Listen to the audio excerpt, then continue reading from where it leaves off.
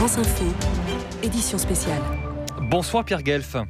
Bonsoir. Vous êtes ancien chroniqueur judiciaire, auteur de cet ouvrage « Molenbeek et la face cachée de l'islamisme radical belge ». Vous connaissez donc très bien cette commune bruxelloise de Molenbeek. C'est là où Salah Abdeslam avait choisi finalement de retourner après les attentats du 13 novembre à Paris. Est-ce que son choix vous surprend ? Non, pas du tout. J'étais même persuadé qu'il y aurait un événement majeur qui se déroulerait dans les jours, voire les heures, mais bon, c'est 3 jours, après Forêt. Et hier, d'ailleurs, j'ai été dans le quartier où Salah Abdeslam vient d'être capturé pour prendre un peu, comment est-ce que je vais dire, apprécier l'ambiance qui régnait donc hier, et c'était déjà très tendu. On a vu aujourd'hui que ça l'était encore davantage parmi certaines personnes de la population qui n'apprécient pas obligatoirement. Pourquoi est-ce que je pressentais, après cette opération de Forêt, parce que, paraît-il, on aurait retrouvé des empreintes de Salah Abdeslam à Forêt. Et contrairement... Ça, c'était mardi, c'était mardi, la descente de police à Forêt, oui. Non loin de l'endroit où Abdeslam a été arrêté aujourd'hui.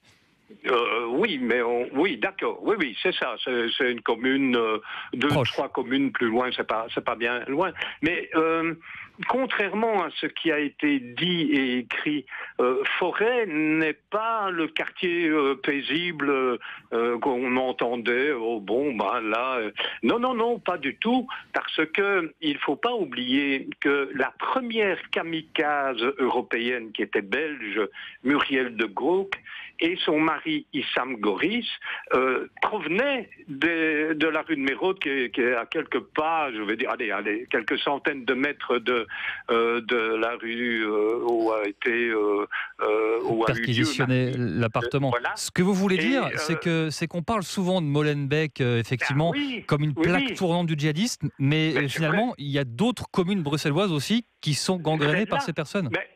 La preuve en a été donnée mardi, mais quand j'entends dire par, ci et là, que c'est une commune paisible, que c'était inconnu des terroristes, mais non, l'histoire nous dit bien que Muriel de Gauck et son mari, Muriel de Gauck, s'étant fait exploser à Bagdad, et Issam Goris, son mari, a été abattu par les forces américaines en Irak parce qu'il portait une ceinture explosive, sont passés par Forêt. Bien. Mais Molenbeek, ceci étant dit, Pierre Guelf, vous qui connaissez très bien cette commune de Molenbeek, on la présente comme une base arrière du djihadisme. Cette nouvelle arrestation de Salah Abdeslam dans ce quartier risque de confirmer cette impression ? Mais ce n'est pas une impression qui date du 13 novembre, savez-vous, parce que j'ai assisté il y a quelques années à un procès de terroristes, parce qu'ils ont été condamnés en tant que tels, qui avaient participé à l'explosion du train à Madrid, souvenez-vous, et d'une explosion à Casablanca. Il y avait 19 inculpés, et parmi eux, certains ont été reconnus terroristes, et ont été condamnés. Ils ont été relâchés peu après parce que dans la procédure judiciaire, il y avait eu des écoutes téléphoniques et qu'à l'époque, les écoutes téléphoniques n'étaient pas légales en Belgique. Donc ils ont été relâchés. Ça fait longtemps, ce que vous nous dites, que Molenbeek est une base arrière des terroristes, en tout cas des islamistes radicaux ? À cette époque, il était question d'une ville dans le Limbourg belge et puis d'une autre commune, Schaerbeek, mais les autorités, les enquêteurs de ce procès, bien entendu, attiraient l'attention sur le fait qu'il y avait une radicalisation qui s'opérait en Belgique et plus particulièrement dans certaines villes de Bruxelles, dans certains faubourgs, dirons-nous, de Bruxelles.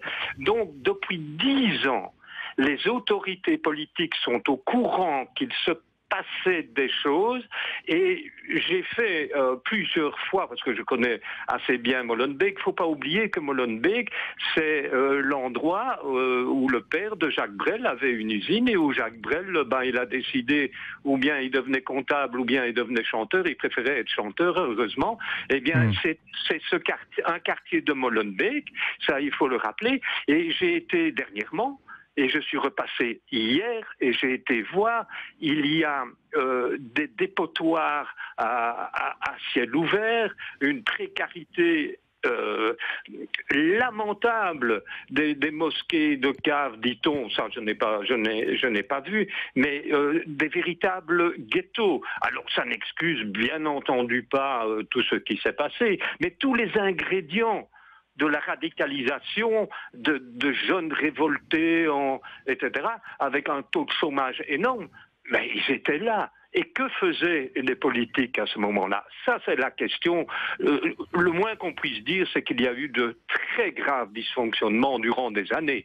Et voilà ce qui était prévu, et ce que je dis dans mon livre Molenbeek, que vous avez cité. Je rappelle qu'il y avait cet appel au secours d'enquêteurs, de gens qui s'occupaient de l'islam en disant, écoutez, il faut s'en occuper. Ouais. Eh bien, ça n'a pas été fait, visiblement. Merci beaucoup, Pierre Guelf, d'avoir été avec nous en direct sur France Info. Je rappelle le titre de votre ouvrage, Molenbeek et la face cachée de l'islamisme radical belge, publié aux éditions de la Boîte à Pandore. Merci beaucoup d'avoir été l'invité de ce 21h minuit sur France Info.